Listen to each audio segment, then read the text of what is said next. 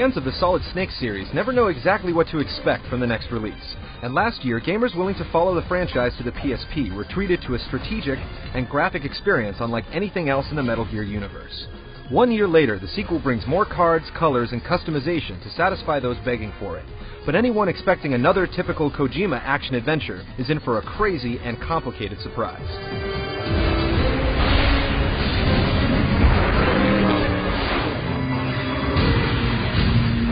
If you played the first MGA, you should be able to ease right into its sequel. The gameplay has more options this time around, but the fundamentals have stayed the same. If you haven't played the first MGA and are generally unfamiliar with card-based strategy titles, be prepared to endure a steep learning curve. The game is all about collecting cards, adjusting your deck before battle, and utilizing what you get dealt. You can collect cards throughout each area, or buy and upgrade them at the card shop. The levels can get linear and the gameplay can get repetitive, but there's still loads of replay value for those that want to try each level multiple times to collect more points and eventually more cards. Character movement is broken down into grid form, where you have to use your cards to control all of your character's actions, including moving, attacking, equipping, and linking.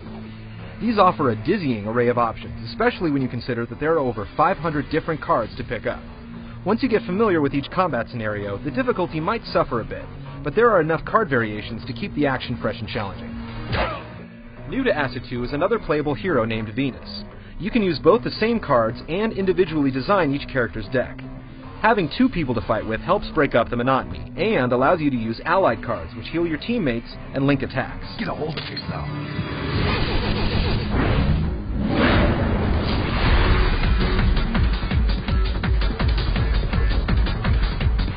The art style of Metal Gear Acid is definitely unique to Sony's handheld. If anything, Acid 2 is a great buy for the PSP because it's unlike any other game on the system.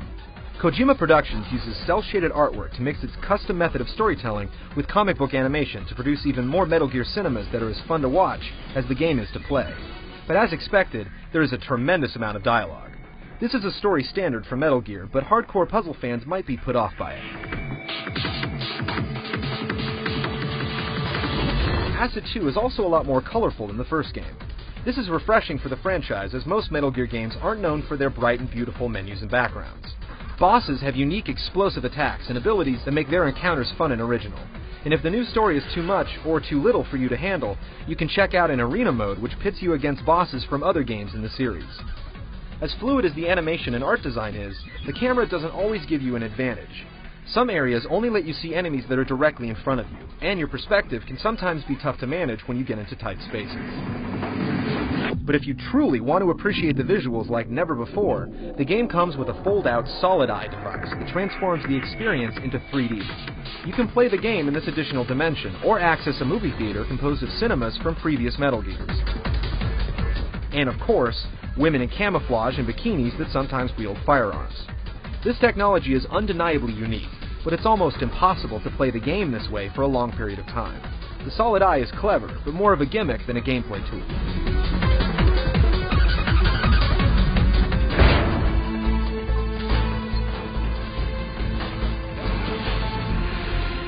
While Metal Gear Acid 2 is not a dramatic leap forward, it's being released a year to the day after its predecessor, so fans of the first game didn't have to wait long to get more card combat custom-made for the PSP. If you're new to Acid style, once you struggle past the learning curve, it should become a game you can revisit again and again.